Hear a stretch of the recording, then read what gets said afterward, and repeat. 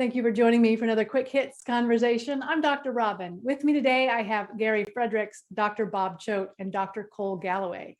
And I want to ask the question, what makes someone a good person? Dr. Bob, kick us off. Yes, that is a very interesting question. What makes a person a good person?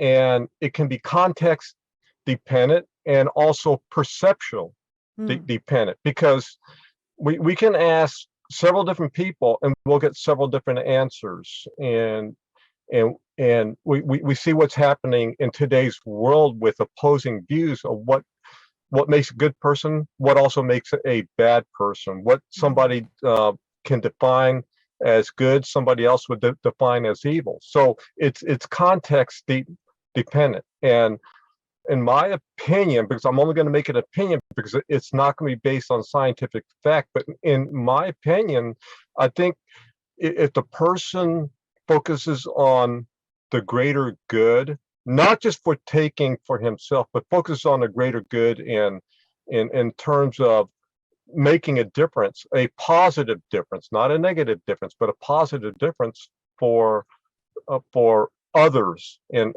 for society as a whole, and even not just for people. I would also like to go out on a limb and say for the planet as well. You know, for that aspect. So it's not just for others, but it's also even going beyond that. Yeah, when you told us about this topic, I was flailing trying to figure out what I thought a good person is, and I, like Dr. Bob said, I think it's contextual. I mean, there are people who have great intentions and make mistakes. Sometimes it doesn't make them a bad person, it just makes them a good person who made a mistake. I think, how you behave, how people treat me, how, I feel around people, that's how I view a good person. I mean, and I don't have the book on, being a good person. It's just, what works for me.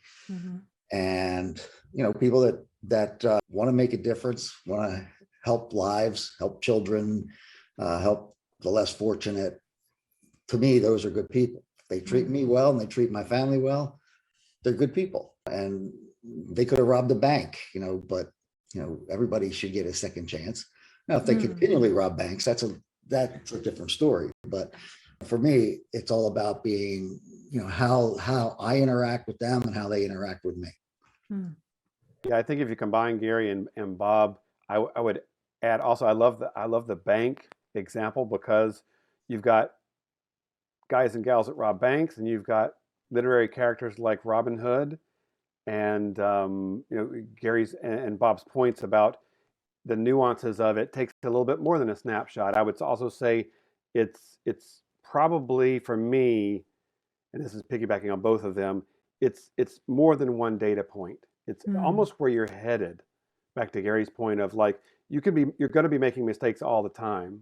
If you're asking a range of people, like Bob alluded to, you're going to get a range of opinions. So both a range of opinions on the vertical and horizontally over time, what does this person look like? And I think that brings up, for the workplace, how much patience and grace are you going to give that knucklehead that you work with, that person that is struggling?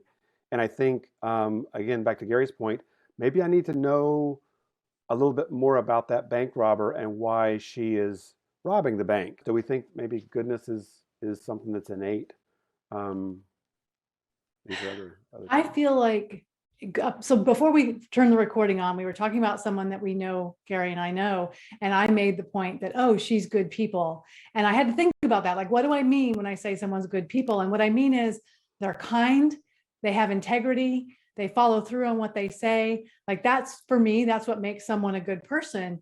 And that makes me wonder, does everyone, if I were to look at myself, am I a good person? I would say, yeah, I think I am. But is that true for everyone? Does everyone look inward and say, oh, I'm a good person? And from the outside, maybe we might disagree.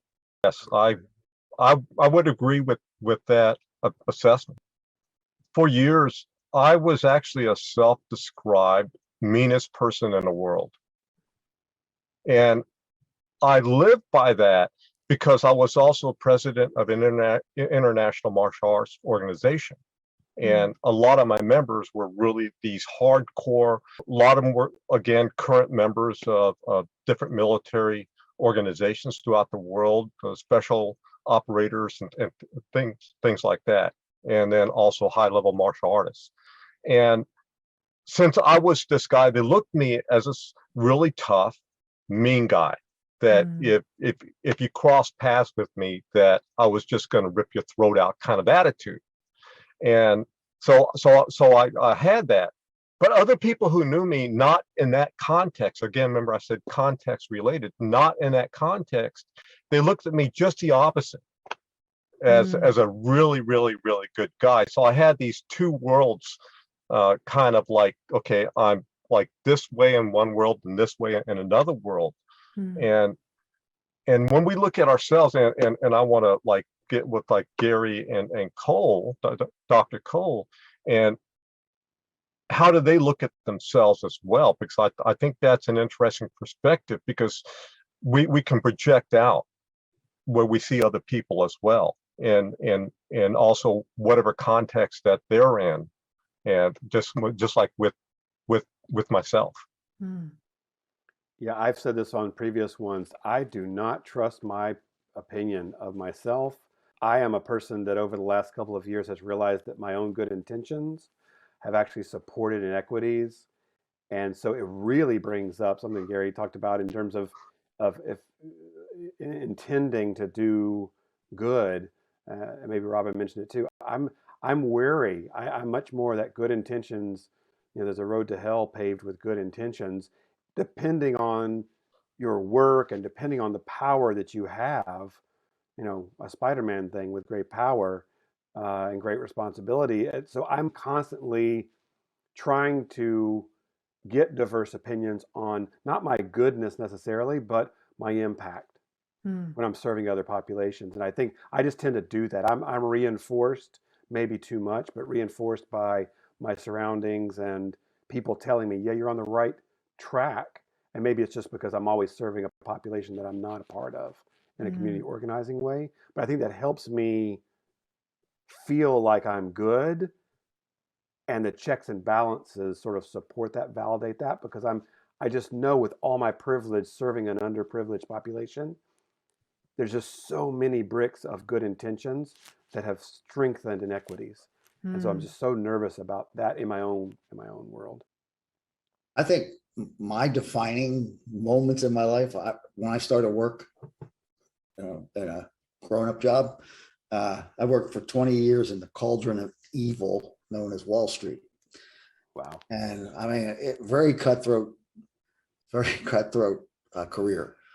However, I tried to be more positive and have a different effect on people. I was actually a film major that went into finance. So I had a different view of life in the world.